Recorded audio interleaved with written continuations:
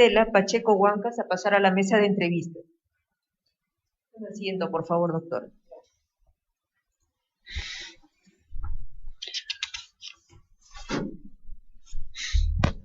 Buen día, señor presidente. Buen día, señoras integrantes de la Junta Nacional. Doctora Iris Estela, muy buenos días, un gusto conocerla.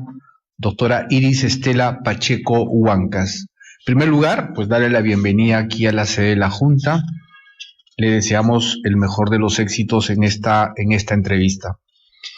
Esta entrevista gira en base a su solvencia, su trayectoria, su proyección personal y el dominio, el conocimiento que tiene usted sobre la realidad nacional y del Poder Judicial. Para que se sienta más cómoda, doctora, si quiere se puede retirar la mascarilla. Estamos a la distancia social, entonces no habría ningún problema. Muy bien, voy a invitar a la doctora María Zavala Valladares para que pueda iniciar esta entrevista personal. Doctora Zavala, le concedo el uso de la palabra para iniciar la entrevista. Muchas gracias, señor presidente. Doctora Pacheco Huancas, le reitero la bienvenida a este pleno. Gracias, me gustaría que me pueda definir quién es Iris Estela Pacheco Huancas como mujer, como magistrada, incluyendo en esa definición los valores que rigen su vida. Bien. Buen día, señor presidente. Buen día, señoras y señores integrantes de la Junta Nacional de Justicia. Bien, ¿cómo me definiría yo, Iris Estela Pacheco Huancas, en las tres dimensiones que usted me está preguntando? En primer lugar, como persona, como en el plano personal, puedo decir que nací en el distrito de Huarmaca, provincia de Huancabamba, departamento de Piura. ¿Ya? Bueno, me crié con mi padre y mis abuelos paternos. Mi abuelito, Samuel Pacheco, se desempeñó como juez de paz y quien fue mi fuente de inspiración desde muy niña para abrazar la carrera de Derecho y también la vocación de magistrado. Estudié la primaria, secundaria en el distrito de Huarmaca, obtuve el primer puesto, luego estudié en la Universidad Nacional de Trujillo, en donde obtuve también, tanto de turno de mañana y tarde, el primer puesto. He estudiado dos maestrías, una en la Universidad Católica del Perú, que es la maestría de Desarrollo Ambiental, y en la Universidad Nacional de Trujillo he llevado y me he graduado en una maestría de Derecho Penal y Ciencia Política. En cuanto al aspecto laboral, profesional laboral, bueno, tengo una dilatada experiencia en el Poder Judicial. Me inicié en el primer peldaño del sistema de justicia. Como secretaria de juzgado, mediante concurso público, obtuve el primer puesto, donde me permitió elegir incluso la plaza que yo podía escoger en ese momento, en donde escogí el tercer juzgado penal. Luego pasé al cuarto juzgado penal, me promovieron como juez, como relatora provisional de la segunda sala penal, y posteriormente vine a trabajar a la Corte Superior de Lima Norte, que presidía el doctor Nira Flores, como jueza de paz y posteriormente como jueza de primera instancia suplente, siendo que el 15 de abril del 2003 el Consejo Nacional de la Magistratura de ese entonces me designó como jueza superior de dicha Corte Superior. Actualmente, desde el 2017 hasta la actualidad, me desempeño como jueza provisional de la Corte Suprema de la República. ¿Cuáles son mis valores? Mis valores los he desarrollado desde el seno familiar, los que han sido reforzados y robustecidos durante toda mi trayectoria profesional. Mis valores son la independencia, la imparcialidad, la integridad, la objetividad y trato de buscar la excelencia cada día en una mejora continua. Muy bien. Doctora, si alguno de sus colaboradores comete un error, ¿esto la decepciona mucho, no le da importancia o le exija que lo corrija? No, yo considero que el juez es un líder en su despacho y por lo tanto trabaja con un equipo humano, en donde todos tenemos que apoyarnos mutuamente. Cuando un personal comete un error, como también puede cometerlo el magistrado, obviamente tiene que haber una sinergia, ¿no? Conversamos, le hago ver en qué está el error, mejoramos y a partir de eso se genera todo un conjunto de experiencias en un aprendizaje del trabajador que posteriormente lo hace como un aprendizaje implícito de parte de él. Muy bien. Usted fue denunciada constitucionalmente ante el Congreso. Sí, ¿verdad? Por haber haber participado en 5 resoluciones, de las cuales fue ponente usted en 3, ¿no? Así es. Por haber absuelto acusado por delito de violación sexual contra menores, cuando formó parte de la segunda sala penal de la Suprema, ¿no? Así es. Ahí anularon condenas de hasta 30 años de pena privativa de la libertad impuestas en primera y segunda instancia. Si bien dicha denuncia fue archivada por el Congreso, la opinión pública cuestionó severamente los argumentos absolutorios, teniendo en cuenta que la ciudadanía exige justicia y protección para la niñez y adolescencia. ¿Cómo asumió usted esta percepción negativa? Ya, mire, le ¿Me agradezco. puede decir los casos por los cuales usted se manifestó, decidió por la absolución? Sí, bueno, en primer lugar debo señalar que ¿cuál es la fuente de esa denuncia? Esa denuncia tiene como fuente mi condición de ser directora de debates de un proceso con un alto funcionario, en donde este funcionario dilataba el proceso durante todo el juicio oral. Entonces, utilizó una serie de articulaciones para cuestionar a cada magistrado, recusarlo. Entonces, contra mi persona, lo que hizo, con esos hechos lamentables que sucedieron, que salieron a la luz en julio del 2018, él supongo que buscó todas las resoluciones y obviamente eso salió en la prensa y lo utilizó para que a partir de esa denuncia plantee la recusación contra mi persona en el proceso que se llevaba a cabo. Respecto a los casos, yo soy consciente y tengo completo conocimiento de cuál es la línea que uno tiene que optar en este tipo de casos o personas como niñas, ¿no? O adolescentes, que en este caso eran adolescentes, una de 17 años y una de 16 años, las agraviadas, ¿no? Soy consciente de ello, pero las razones que se exponen en los expedientes justifican en función a la prueba que existe en los casos, por qué motivo, en todo caso, se decidió. Lamentablemente, este tipo de casos, últimamente, basta que se ponga una denuncia. Doctora, disculpe, para mayor comprensión, son 5. Y no le pido el número, me puede decir de manera muy sucinta, en un caso, en otro caso, en otro caso, en otro caso, en otro caso. En todo caso, me permitiría, acá tengo las resoluciones. Sí, pero apelando a su poder de síntesis, o sea, en cada caso fue un caso de una niña o 2 niños en el otro, para poder comprender mejor. Ya. Pero haga uso de su documento. Ya, muchas gracias.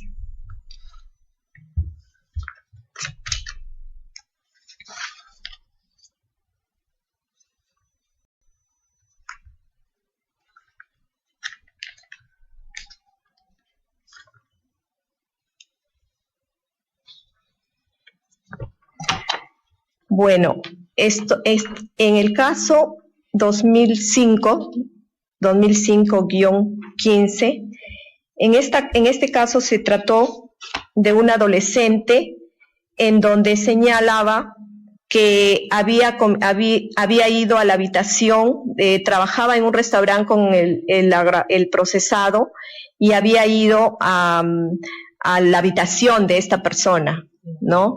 Y había en varias oportunidades y habían mantenido relaciones según la imputación. Nos dice la edad de las agraviadas, por favor, y la edad del acusado.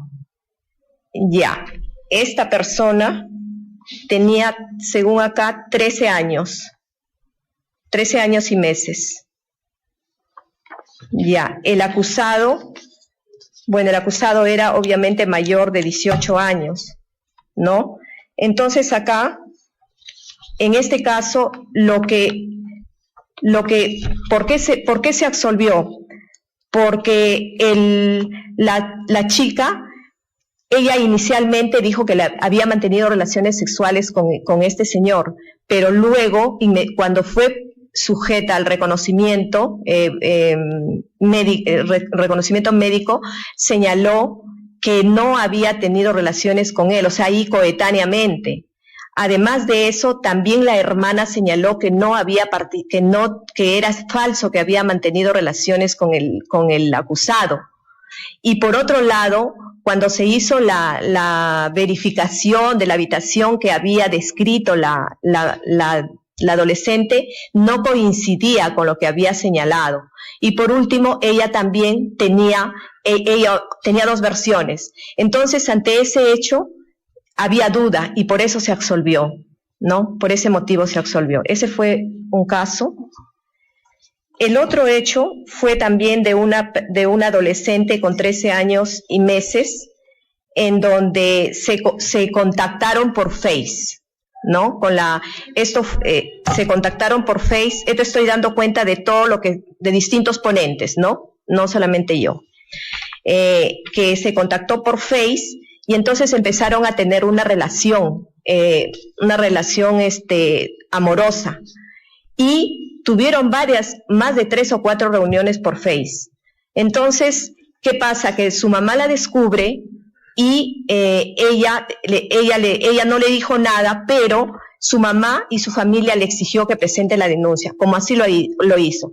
Pero ¿qué es lo que pasa acá? Que en su Face decía que tenía 16 años y ella también le había dicho que tenía esa edad. Igualmente lo dijo su mamá cuando declaró, dijo que ella se arrepentía porque en el fondo por cólera, pero ella sabía y que el acusado sabía que tenía, la agraviada le había señalado que tenía esa edad.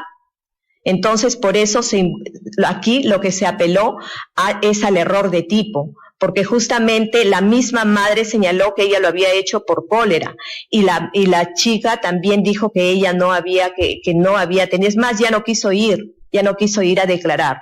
Entonces, por ese motivo es que se sustentó, se justificó de que por el error de tipo fue absuelto la persona. ¿Y la chica aparentaba tener...? Sí, también. Además de eso, acá, la misma madre y la contextura física de la chica decía que aparentaba tener más de 16 años. Así lo dispusieron en una pericia. No, porque tampoco el Ministerio Público, no, es que la madre misma declaró acá y ella misma dijo que la agraviada le había dicho al acusado que tenía más de 16 años. Entonces, por esa razón es de que se absolvió. ¿Y en qué año estaba la agraviada? Bueno, yo no recuerdo exactamente la edad, en qué año, pero eso es lo que señaló acá. Ya, muy bien, respeto tu decisión. El tercer caso. El tercer caso, esta es una chica de 17 años, ¿ya? Que también había sido acusada, había imputado el delito de violación y, este caso, también había imputado el delito de violación, pero en este caso, ¿cuál era la diferencia? Que en un reconocimiento médico decía que tenía defloración y en otra que no tenía defloración. Y también no había coherencia en el informe psicológico, ¿no? Y por último, no se había determinado si realmente hubo o no violación, y por lo tanto también se absolvió porque tampoco no hubo claridad acá, no hubo claridad porque habían 2 certificados y ninguno aclaraba si tenía o no defloración. Ese fue el fundamento, ¿no?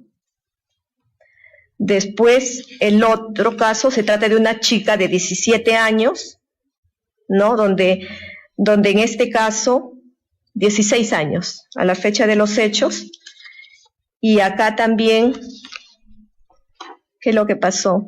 Ya, bueno, acá la agraviada también no tenía claridad en cuanto a la imputación, y este delito estaba por el 170 y nunca ella señaló, y no había, el certificado médico no acreditaba ni había ningún elemento de violencia, y el acusado negaba, y ella al final también dijo que eso no era cierto. Entonces, como sabemos, el delito de mayor de 14 años se tiene que acreditar la violencia o la amenaza, ¿no? Y en este caso no se acreditó. Doctora. Y por último, la otra es una menor de 14 años, en donde, ¿por qué se le absolvió esto? Porque el caso donde se le había condenado era un extremo de un hecho que había sucedido en Bolivia, y ese hecho que había sucedido en Bolivia no había sido objeto de la imputación por parte del Ministerio Público, ¿no? Entonces, como sabemos nosotros, cuando una persona que es ciudadano peruano ha cometido un delito y se encuentra en el extranjero, para efectos de ser procesado, juzgado y sancionado en el Estado peruano, tiene que sujetarse a un trámite de extradición. Pero en este caso no podríamos nosotros condenar como había hecho la sala irregularmente. Entonces, considero que esas son las razones, doctora, en que... Sí, doctora, en este tipo de delitos tan emblemáticos, tan difíciles, la valoración de la prueba, sobre esto se han hecho plenos. Usted señala los plenos en las resoluciones, claro, donde usted ha sido ponente. Sí, hemos hecho mención a los plenos. Muy bien. Doctora, conforme a su hoja de vida, usted registra 3 denuncias por prevaricato ante el Ministerio Público. ¿Nos puede comentar sobre el estado de estas denuncias? Mire, esas denuncias, por lo menos una de ellas que ya he hecho las averiguaciones, no aparece ninguna registrada en el sistema del Ministerio Público, y las otras es un caso que es un caso muy emblemático a nivel nacional, en donde yo obviamente hicimos voto y lo condenamos al señor, y el señor es el que nos ha planteado la denuncia, ha sido archivada, la han rechazado de plano. Igualmente la otra denuncia también la ha rechazado de plano, porque es un tema donde nosotros dictamos prisión preventiva a unas personas que estaban procesadas por un delito contra la administración pública. Muy bien. En su publicación de la revista oficial del Poder Judicial, cuyo título es Una aproximación de aplicación de la gestión del conocimiento en el Poder Judicial, usted menciona que, a diferencia de lo que sucede en el sector privado, donde se busca el valor económico, en el ámbito público se genera un valor público. Hablando del órgano jurisdiccional, ese valor público se refiere al servicio que presta, en el que se busca generar eficacia, eficiencia y competitividad entre los integrantes de la organización, para lo cual propone que el conocimiento de los jueces debe ser compartido utilizando la tecnología. ¿De qué manera usted viene compartiendo el conocimiento que posee desde su condición de juez suprema en lo que respecta a herramientas tecnológicas? ¿Y qué considera usted herramienta no está incluida en lo que está dando el Poder Judicial para lograr que los casos, un buen control de los plazos? Bien, como herramienta tecnológica, bueno, el Poder Judicial ha venido avanzando, yo creo que ha avanzado mucho en el tema tecnológico, obviamente nos falta también bastante, pero como lo que yo allí he desarrollado en ese artículo está vinculado al tema de todo el conocimiento que genera la organización, el Poder Judicial en su conjunto, tanto en el plano jurisdiccional como en el área administrativa. Y claro, actualmente, por ejemplo, nosotros tenemos una debilidad en eso, ¿no? Por ejemplo, el Centro de Investigaciones del Poder Judicial, conforme la ley orgánica del Poder Judicial, su finalidad es llevar a cabo los estudios de la realidad sociojurídica del país, ¿no? Y es decir, recoger toda la data que tiene el Poder Judicial, ¿no? Pero nosotros, como Poder Judicial, ¿cómo podemos potenciar y cuál era mi objetivo a través de este artículo que yo escribí, ¿no? En que exista un repositorio de todo el conocimiento de los integrantes de la organización. Porque, ¿qué pasa? Ahora, por ejemplo, los magistrados terminan, se jubilan y se van con el conocimiento, pero el conocimiento que nosotros tenemos es de la organización, y entonces tiene que haber un repositorio para recolectar todo ese conocimiento que al final nos va a permitir a todos nosotros potenciarnos, ¿no? Por ejemplo, las buenas prácticas, todo ello, ¿no? ¿Y qué es lo que debemos hacer? Por ejemplo, nosotros tenemos una rica data empírica. Por ejemplo, desde el punto de vista penal, a mí me ha llevado y me lleva siempre a la reflexión, por ejemplo, el tema de los delitos de violación sexual, el tema de feminicidio, el tema de algunos delitos que tienen que ver con la conducta más profunda que tiene el ser humano. Pero ¿qué hacemos? Nosotros tenemos mucha información que podemos recogerla ahí, ¿para qué? Para hacer uso de lo que establece la ley orgánica como la sala plena para proponer proyectos de ley. Por ejemplo, ¿no? Si nosotros vemos todos estos delitos de violación, nos daremos cuenta que cuando vemos todas las pericias psicológicas, nos damos cuenta que este violador, este presunto violador, ha sido también víctima de otra violación, y viene toda una cadena de cosas que esa información nosotros debemos de tenerla. ¿Para qué? Para plantear reformas, por ejemplo, respecto a penas, y también por ejemplo, suministrar al Ministerio de Justicia, por ejemplo, en el tema de lo que es la política criminal, ¿no? Para que puedan ellos tener los elementos de hacer un diseño de una política preventiva, no solamente punitiva, porque realmente nosotros todos pensamos que es el Poder Judicial quien tiene la solución, pero la solución, el Poder Judicial es una parte de la solución, pero este es un sistema en donde todos tenemos que dialogar y articularnos. Entonces, esta gestión del conocimiento es una herramienta tan potente que nos permite a nosotros compartir el conocimiento, interrelacionar el conocimiento, recrear el conocimiento, redimensionarlo, desaprenderlo. Entonces, mejor dicho, tiene que ver con el know-how de cada organización. Eso yo considero, por ejemplo, que el Centro de Investigaciones, que es el encargado de recoger toda esta data, no lo estamos haciendo todavía hasta la fecha, ¿no? Entonces, mi propuesta, por ejemplo, en ese tema es de que esto se lleve a través del Centro de Investigaciones del Poder Judicial, que empiece como el primer, por ejemplo, el tema en el área penal, en el área de familia, en el área civil, en todas las áreas hay una rica data de información que debe de tenerla, el recogerla, organizarla, y a partir de ello, entonces la sala plena puede hacer propuestas de todo lo que es en materia, lo que es de su competencia, obviamente, y que va a redundar en el sistema de justicia.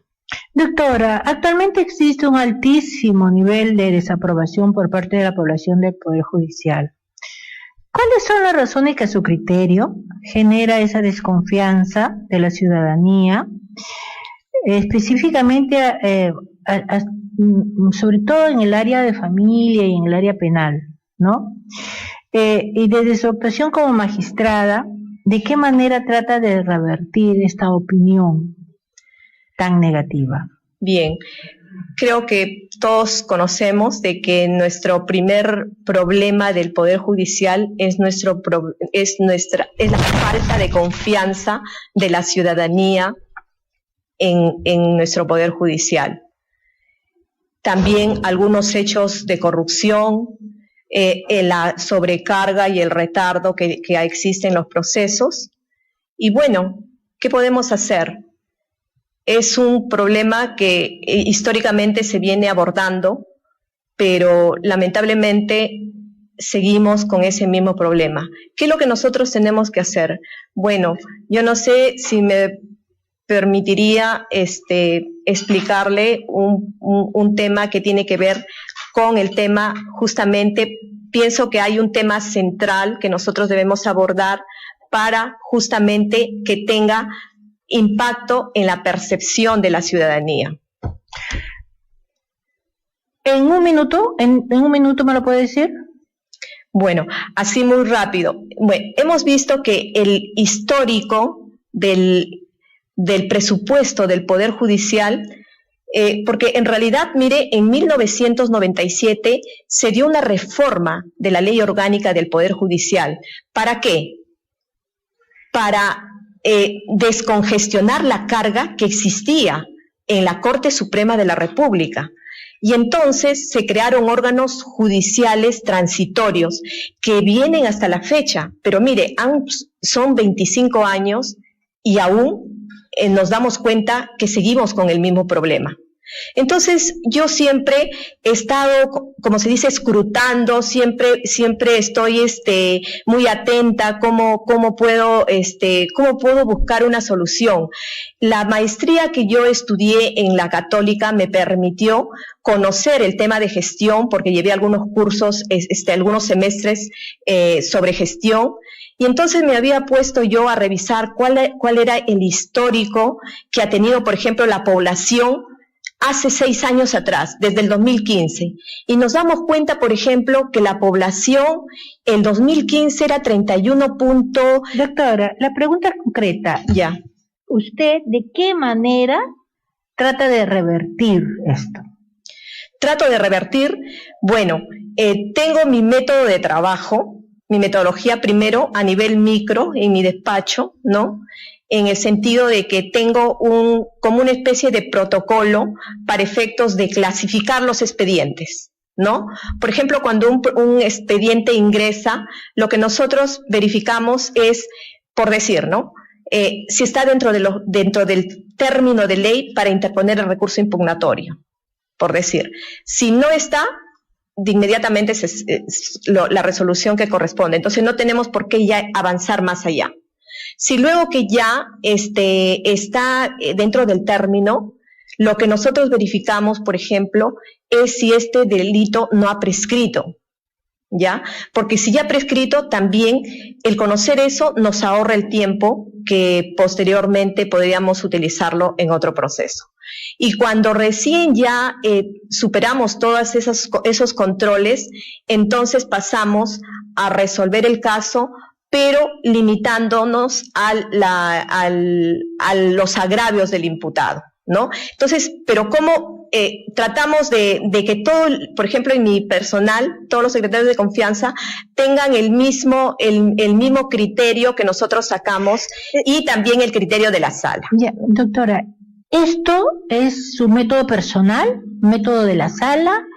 ¿Lo ha compartido? ¿Sería una buena práctica? ¿Lo ha compartido con otras salas o con es un método que lo utilizo en mi despacho, pero también dentro del colegiado. Nosotros diariamente, el presidente de nuestra sala y todos los magistrados debatimos el caso, vemos los puntos críticos y tratamos de establecer algunas líneas de trabajo con la finalidad de descongestionar la sala, dado que actualmente la sala donde yo integro solamente ve casos de recursos de nulidad, es decir, casos que tienen que resolverse solamente fondos, no hay casos así pequeños, ¿no? Muy bien, doctora, le agradecemos Gracias, doctora. He concluido, señor presidente. Muchas gracias. Gracias, doctora Zavala. Doctora Tello, por favor. Buenos días, señora Pacheco. Buenos días, señora. Señora Pacheco, cuando se dictaron estas 5 sentencias que usted ha hecho, que nos ha detallado hace un momento, ¿con quiénes integraba Sala? Bueno, yo vine a la Corte Suprema el 2017, ¿no? Me llamaron y me designaron por el presidente de la Corte Suprema en la segunda sala penal. ¿Quién la presidía? El señor Inostroza y el resto de magistrados, entre ellos mi persona. Bien. Usted nos ha dicho de que se interesa mucho en estos delitos que afectan a la mujer. No por el hecho de ser mujer se considera que es la verdad absoluta, y eso ya lo ha dicho la Corte Interamericana. Hay 2 casos muy sonados contra Venezuela en que dijo que se tienen que probar. Pero acá el tema que usted ha tocado es el tema de violencia contra niñas. Yo le quisiera hacer 2 preguntas, porque usted ha revisado el caso Campo Algodonero o González versus México. Por supuesto, doctora. Ya. ¿Recuerda usted que la Corte dijo que había derecho a una protección judicial eficaz y al derecho a que la sociedad conozca la verdad de lo que sucedió? Bueno, no son casos iguales, tienen sus diferencias, pero a mí me ha llamado la atención algo, porque usted nos ha referido que es una magistrada de carrera, pero nos ha hablado de insuficiencia de prueba. Uh-huh. Cuando un magistrado considera que la prueba no ha sido debidamente actuada, porque usted ha hablado de contradicciones de peritaje. En algunos, en sí. Uno creo que es, en uno. ¿Qué hace? ¿Qué corresponde? Claro, debería de corresponder que se pueda ampliar para que se vea para que se actúe la prueba. Pero en este caso, como verás, señora magistrada, el expediente, la adolescente la notificaron y no quería ir, o sea, Doctora, la revictimización está prohibida. Claro, sí. Bueno, ese es su criterio, doctora, pero le pregunto, en casos como estos o distinta materia, en que la prueba ha sido mala, no hay prueba, pero no es que no haya, sino hay contradicciones, hay ausencia de pruebas, etcétera. ¿Cuál es el proceder de la sala? ¿Qué es lo que corresponde que haga una sala? Lo que le señalé, que podría haber una ampliación, o sea, declararse la nulidad para que se lleve a cabo un nuevo juicio oral. ¿Y por qué no en este caso así? Claro, porque en este caso no se procedió porque las otras pruebas, como decir, en todos los casos que nosotros resolvemos, se hace un análisis de costo-beneficio. O sea, si nosotros declaramos nula una sentencia, pero no vamos a lograr, como actualmente, por ejemplo, nosotros resolvemos, los expedientes duran años, pero no logramos, o sea, no vamos a revertir la decisión. Entonces, es como por decir, ese es uno de los, más bien de los factores también que aumenta la carga procesal, el declarar la nulidad de las sentencias cuando ve uno en el caso concreto que no va a tener éxito el caso. Entonces, nosotros consideramos que eso era así, ¿no? ¿Qué nos puede usted decir sobre la impunidad?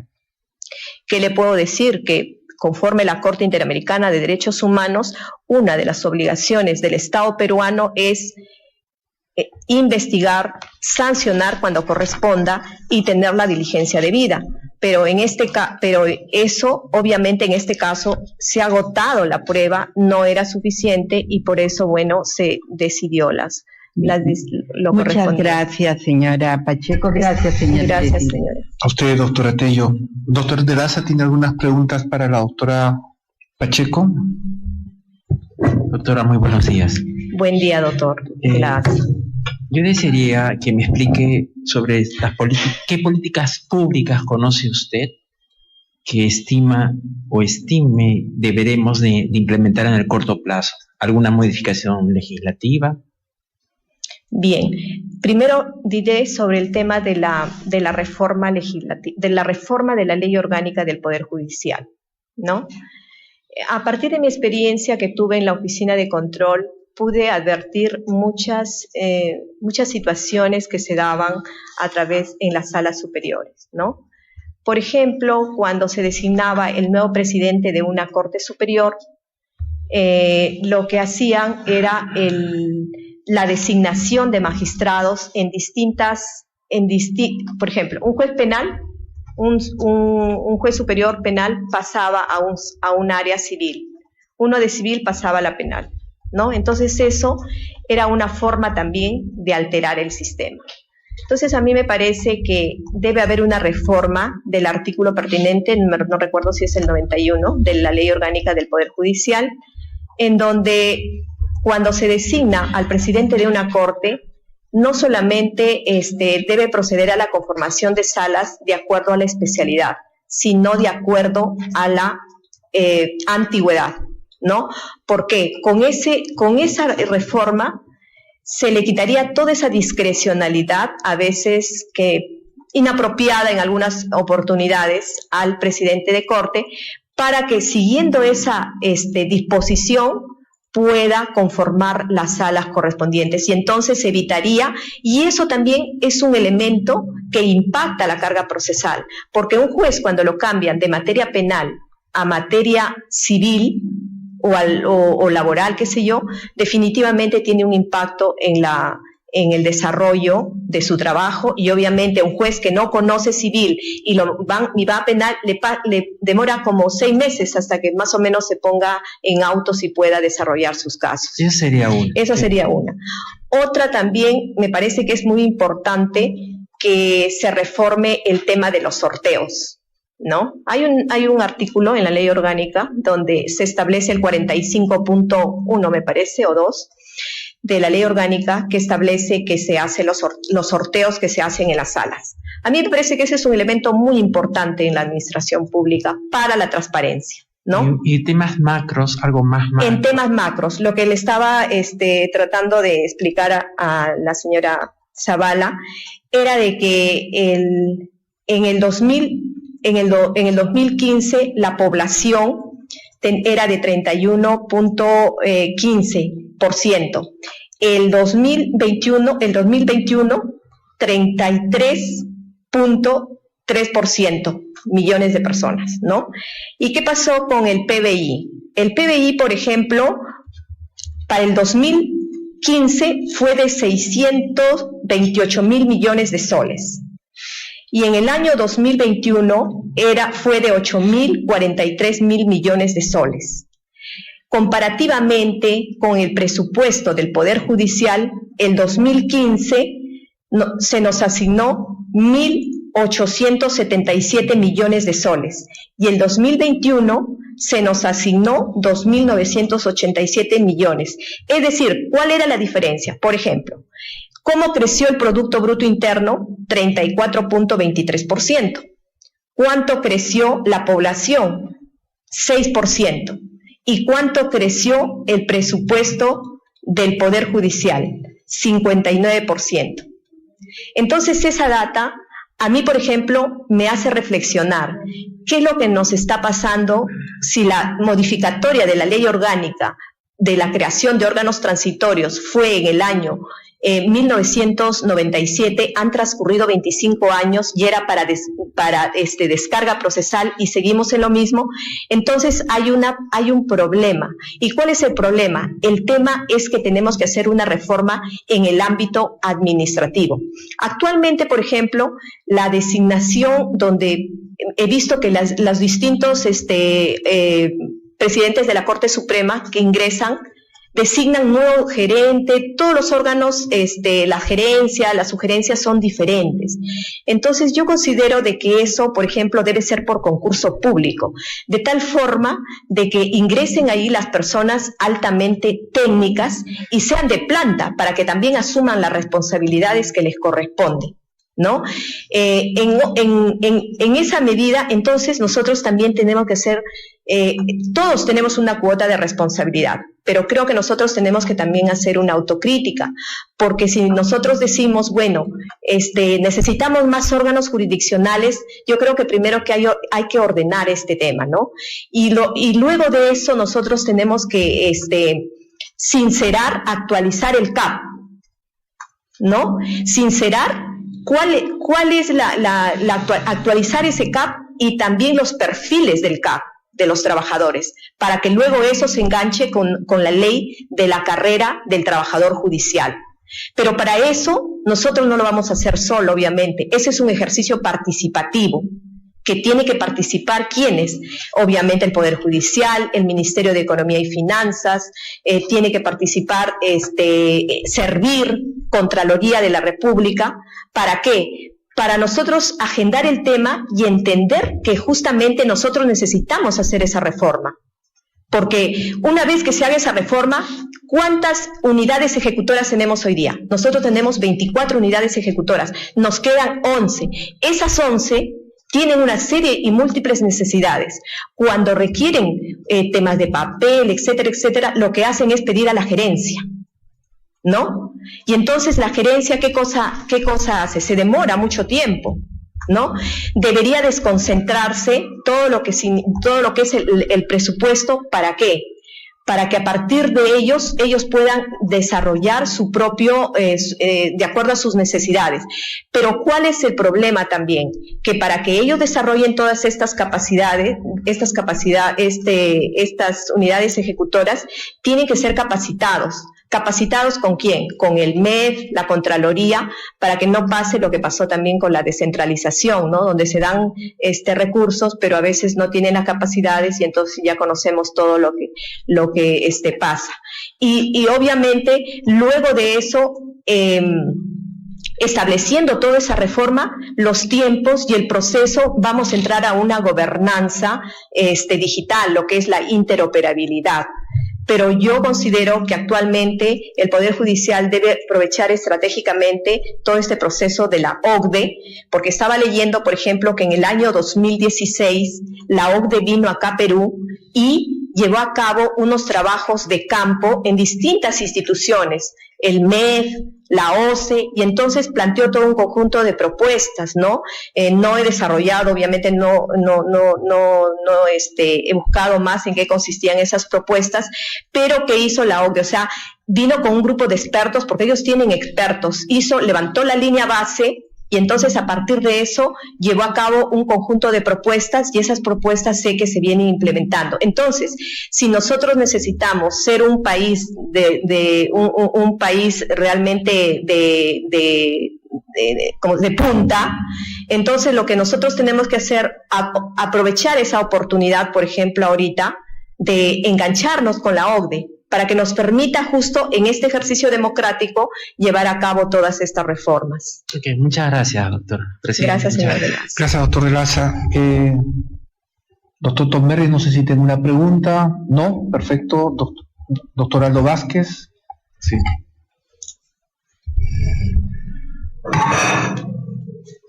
Gracias, presidente. Muy buenos días, doctora Pacheco. Reiterada bienvenida. Buen día, señor Vázquez. Usted se acaba de referir a la OCDE.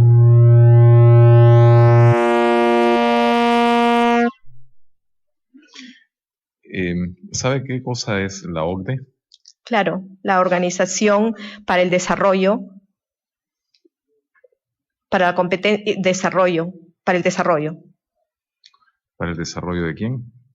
Es la Organización para la Cooperación y Desarrollo Económico, ¿no? Económico, sí, sí. Así es. ¿Y qué importancia tiene para el Perú la OCDE? Bueno, la importancia para el Perú es fuerte. ¿Por qué? Porque en este país, en esta organización, justamente lo que se busca es que los países fortalezcan sus democracias y también puedan acortar sus brechas de desigualdad, de pobreza, y, bueno, tener una economía sostenible, ¿no? Que afronte los nuevos retos que tienen los países, no solamente a nivel de la región, ¿no? Sino también en el mundo. ¿Cómo beneficiaría al Perú ser parte de la OCDE? La beneficiaría al Perú en el sentido de que al formar parte de este organismo, obviamente el Perú se sometería a un conjunto de estándares, ¿no? Tanto en el tema de economía, en el tema de justicia, en el tema de democracia, ¿no? Y entonces eso le permitiría, obviamente, al Perú su desarrollo. Correcto. Usted tiene hasta 74 procesos judiciales, la mayor parte de ellos amparos, habeas corpus. ¿Hay alguno que le inquiete de modo especial? Bueno, no, porque en este caso nosotros, por mi condición de magistrada y funcionaria pública, siempre soy consciente que estamos proclives a este tipo de planteamientos de parte de las partes. Nosotros resolvemos y actualmente, generalmente yo estos procesos los tengo en la Corte Suprema porque es un órgano de cierre, ¿no? Y como que no hay otra instancia salvo aquellos que plantean una acción de amparo o un habeas corpus, ¿no? Entonces, la mayoría de casos nosotros por nuestro trabajo no se encarga el procurador del Poder Judicial, pero hasta donde tengo conocimiento todos están en proceso y otros se han declarado improcedentes. ¿Usted tiene ingresos adicionales además de su remuneración como magistrada? No, ninguno, excepto cuando estaba laborando en la Academia de la Magistratura, ¿no? Que también dicté cursos, o también cuando falleció mi esposo y me otorgaron una bonificación, creo que 12.000, algo por ahí, ¿no? Yo observo en sus declaraciones juradas de ingresos, bienes y rentas un incremento constante, sistemático en sus ahorros. Ya, bueno. ¿Cómo se explica? Porque son montos Claro, sí señor, se lo digo con absoluta transparencia. Yo soy una magistrada y quiero expresar aquí a quienes me están escuchando, ratificar mi integridad, ¿no? Y nunca he tenido ningún tipo de cuestionamiento en cuanto a ninguna situación que esté vinculado a mi persona en mi integridad. Ahora, respecto al tema del patrimonio, mi patrimonio, primero que mi esposo, cuando ya falleció, yo no tengo, mejor dicho, hijos, ¿no? No tengo ninguna carga familiar. Mi capacidad de ahorro está dentro del margen de lo que es mi ingreso y eso lo puede explicar claramente cualquier contador, y puedo someterme a todas las reglas de la supervisión. Es más, una vez la Contraloría saca, creo al azar, determinadas declaraciones y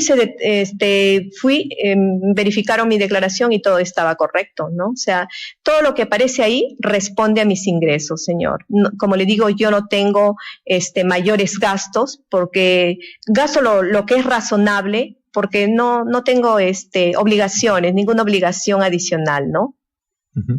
Me dice usted que la Contraloría hizo una revisión. Sí, una oportunidad. No es que hizo no hizo, sino que sé, como magistrada de control, que Contraloría hace como sorteo saca y el azar les manda. Y todo estaba bien. Contraloría más bien me comunicó que estaba bien todas mis declaraciones, ¿no?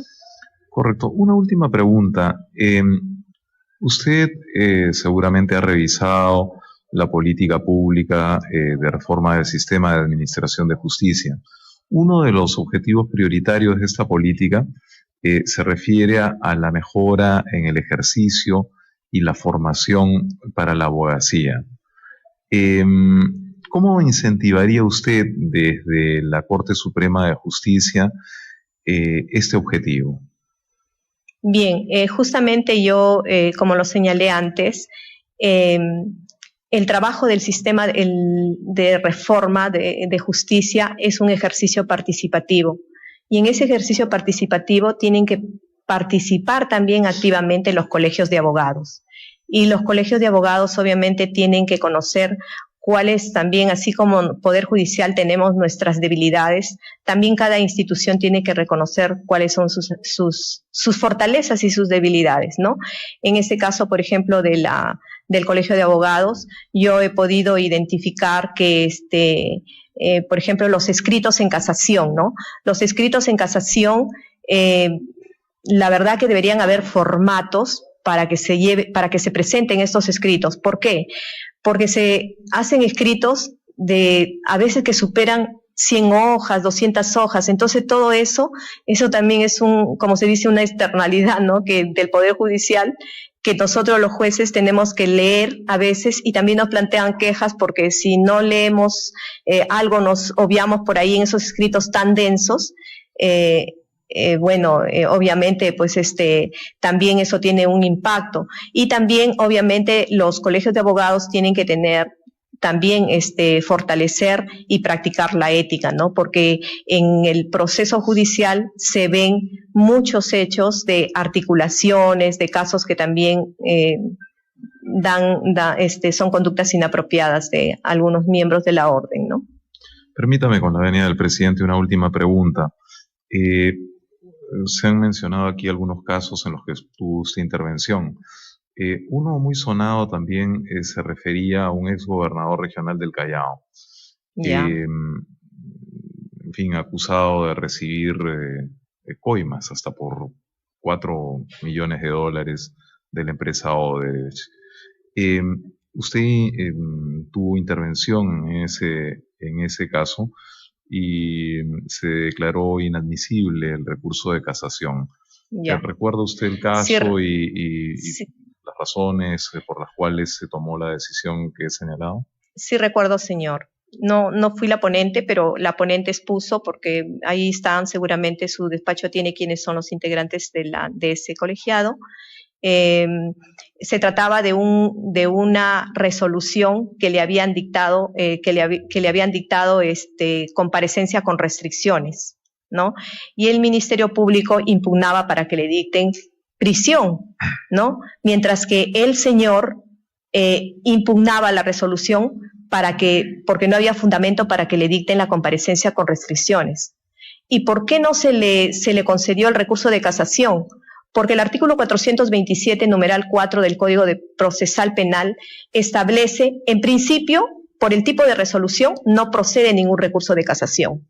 Y la única salida para que proceda el recurso de casación es el numeral 4 del artículo 427, que excepcionalmente la Sala de la Corte Suprema puede conceder el recurso de apelación cuando considera que existe un tema para desarrollo de la doctrina jurisprudencial.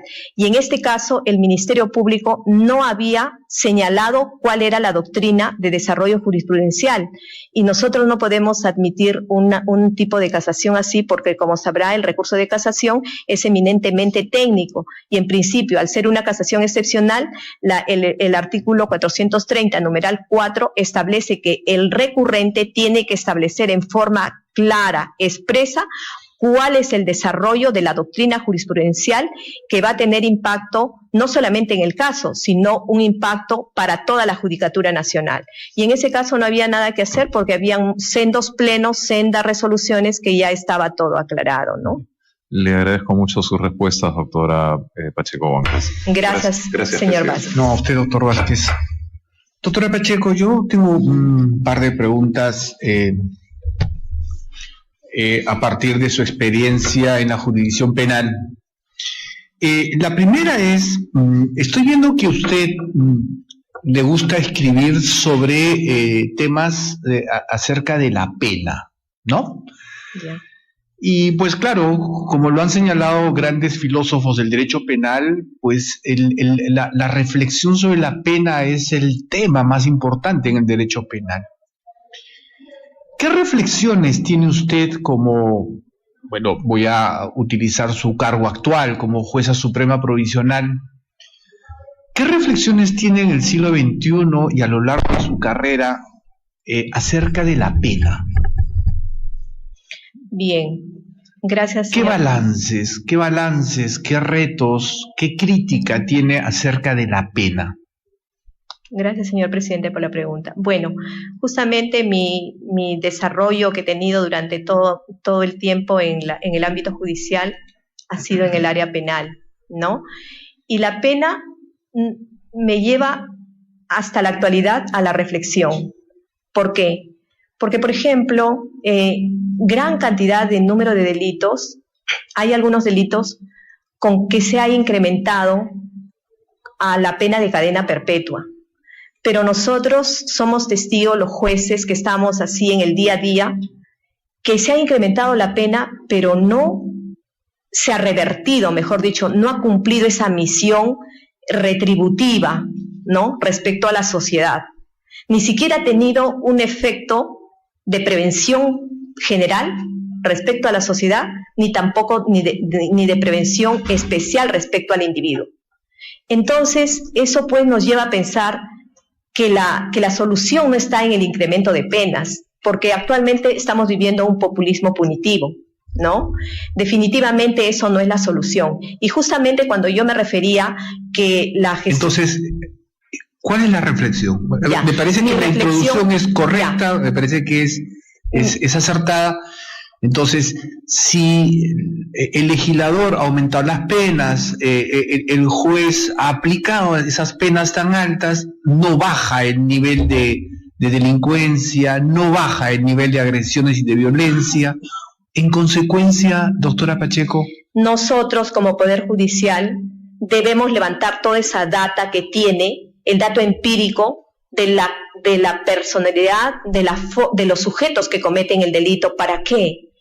Para suministrar, no solamente nosotros, para nosotros mismos. A partir de la Corte Suprema se puede hacer propuestas de reforma legislativa. Primero, por ejemplo, algo muy concreto, el tema de los primarios. Actualmente el tema de los primarios, por ejemplo, una persona comete por primera vez un delito de robo, se roba un celular, y la pena es de 12 a 20 años, según el artículo 189, un robo agravado.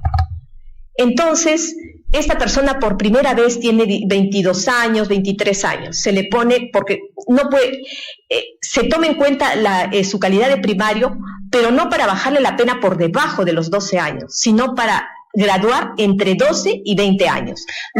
Es decir, no, yo lo entiendo perfectamente. Lo que pasa es que usted me quiere llevar al escenario de la casuística, está muy bien. Ya. Pero claro, lo que usted me está diciendo entonces es que hay que manejar un derecho penal por evidencias, ¿verdad? O sea, hay que comenzar a analizar y procesar la data criminógena. Exacto. Para dárselas al hacedor de políticas públicas. Al hacedor de políticas públicas. Muy bien, o sea, no va por un derecho penal punitivo, no va por un derecho penal simbólico, sino va más por un derecho penal preventivas. De evidencias. Claro, ¿y para qué? Para generar las políticas de prevención. Correcto, correcto. Por la línea de la respuesta me lleva a esa conclusión. Doctora Pacheco, ¿cuáles son los grandes retos y desafíos del derecho penal?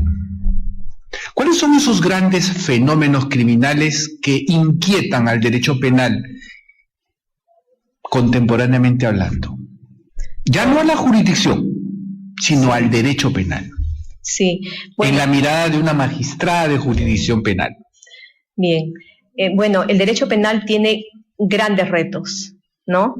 Primero, el tema del cambio climático. El cambio climático. El cambio climático. El tema de la criminalidad organizada. Criminalidad organizada. El tema de la tala ilegal. Tala ilegal. El tema de la corrupción. Corrupción. Y finalmente el tema de la cibercriminalidad. Muy bien. Doctora Pacheco, la Corte Suprema, en una actitud crítica, porque finalmente de la crítica se crece, se mejora. Claro. La Corte Suprema está a la altura de esas circunstancias, ha sabido desarrollar las grandes líneas jurisprudenciales para abordar esos fenómenos criminógenos, de los que usted ha mencionado, los 5. Bueno, en algunos temas, como crimen organizado, por decir, se han llevado a cabo acuerdos plenarios, en donde a partir de toda una línea interpretativa se ha aclarado muchos temas. Perfecto, crimen organizado. ¿Y los otros 4 fenómenos? Mire, en realidad a nivel jurisprudencial hay mucho desarrollo sobre eso, pero creo que el tema es de que los magistrados tenemos que desarrollar otro tipo de enfoque, en el sentido de que nuestra formación no solamente tiene que ser jurídica, sino tiene que ser multidisciplinaria. El tema de los nuevos retos y de los nuevos tiempos que nos interpela la sociedad y la aldea global, obviamente hace que nosotros tengamos que responder de otra manera. Muy bien. Doctora Pacheco, la línea jurisprudencial de la Corte Suprema, ¿por dónde ha ido transitando? ¿Por un derecho penal de riesgo? ¿Por un derecho penal del enemigo? ¿Por un derecho penal simbólico? ¿Cuál es su valoración a partir de su experiencia jurisprudencial? ¿Qué categorías de estos 3 modelos la Corte Suprema ha ido promoviendo, ¿no? Estos 3 modelos? Bueno, considero que O de repente no son estos 3 modelos, de repente es otro modelo de derecho penal. Claro, lo que sucede es que partimos que la legislación ha habido tantas modificatorias que prácticamente ya se ha perdido la línea, ¿no? O sea, inicialmente uno de los principios del título preliminar es que se trata de un derecho penal de acto y no de autor, ¿no? Pero sin embargo vemos que a partir de toda la dinámica en cuanto a la legislación, prácticamente se ha vuelto un derecho penal de autor, ¿no? Porque, por ejemplo, si vamos a los artículos pertinentes de la pena, el que comete un delito y nuevamente lo comete dentro de 5 años, si la pena es de 12 a 20, la pena de 20 años se vuelve el nuevo mínimo, y sobre eso se le incrementa 1/3. Entonces, perfecto. Ese tema prácticamente es como que no hay una coherencia en la legislación. Correcto. Y entonces la Corte Suprema, obviamente, como órgano de cierre y como aplicador e intérprete de la ley, ¿no? Sin que ello significa que no somos jueces constitucionales y jueces convencionales. Obviamente nosotros no podemos sustituir tampoco al legislador, ¿no? Correcto. En cuanto a modificar penas. Correcto. Doctora Pacheco, ¿cuál es su valoración sobre este libro del profesor Prado Saldarriaga sobre la dosimetría del castigo penal? Bueno, es un libro que tiene propuestas, que tiene aportes, ¿ha servido para el desarrollo jurisprudencial de la Corte Suprema? Yo considero que sí, señor presidente, porque el doctor Víctor Prado es, creo, el único que ha desarrollado de una manera técnica, de una manera operativa, todo el desarrollo, todo el procedimiento que debe seguir un juez para la determinación judicial de la pena. Individualizar un caso y aplicar la pena. Perfecto. Correspondiente. ¿Cuál es la sensibilidad de una magistrada de la jurisdicción penal frente al tema de la pobreza? Bueno, yo creo que todos los jueces nunca podemos perder la sensibilidad, porque tras de un proceso hay un ser humano, y sobre todo en el ámbito penal es todavía con mayor intensidad, ¿no? Con el tema de la pobreza, yo creo que en la medida que los jueces seamos garantes del goce y el ejercicio de los derechos fundamentales, y respetando nuestra independencia y nuestra autonomía, en ese decir de nuestro derecho estaremos cautelando un Estado sostenible, una sociedad democrática, con seguridad jurídica y predictibilidad. Y cuando hay eso, hay inversiones, y si hay inversiones se puede generar fuentes de trabajo, y si hay fuentes de trabajo, entonces yo creo que mayor gente puede tener acceso al derecho al trabajo, y de alguna manera pues en algo podríamos contribuir, ¿no? Doctora Pacheco, hace poco se celebró, se lanzó la política nacional de afroperuanos. Uh-huh. Hay algunas evidencias que demuestran que los sistemas penitenciarios tienen un incremento de la población afroperuana. ¿Qué reflexión le genera eso? Bueno, pues eso también, el derecho penal en general, yo me he podido dar cuenta a partir de mi experiencia que justamente está para la gente un poco más desprotegida, vulnerable, ¿no? Generalmente. Pero también hay otro grupo que es también muy fuerte, que es crimen organizado, que es temas de corrupción, que es otro tipo, como se dice, de sujeto agente, ¿no? Entonces, este tipo de poblaciones obviamente son poblaciones vulnerables, ¿no? Sí, ¿y por qué está incrementando? Se incrementa porque obviamente también hay un fenómeno de la migración, ¿no? ¿No es acaso un problema de un enfoque de discriminación? También. ¿Hay un tema racial ahí? O sea, ¿es negro, es delincuente? Ahí quería llevarla a la reflexión, doctora Pacheco. Sí, claro, o sea, además de eso, ¿no? Hay un tema actual, es el tema también que nos interpela a la sociedad, es el tema de la migración, y también el tema, obviamente, de el discriminatorio y no un trato igualitario, que es un trato que se da, obviamente, también, no solamente en los afrodescendientes, sino también en otras poblaciones vulnerables en el derecho penal. Y el mismo derecho penal está como orientado a eso, ¿no? Tiene muchos retos el derecho penal. Sí, totalmente. ¿Verdad? La dogmática necesita ser replanteada en muchos temas. Muy bien. No tengo más preguntas, doctora Pacheco. Todo lo contrario, estoy agradecido por su participación, por las respuestas a las preguntas de los colegas del Pleno. Estoy seguro que su valoración será, pues, en la justa medida de la calidad y de la pertinencia de sus respuestas. Le agradezco mucho, doctora Pacheco. Esta entrevista ha terminado. Puede usted retirarse y con todo respeto en el mejor momento que usted crea por conveniente. Muchas gracias.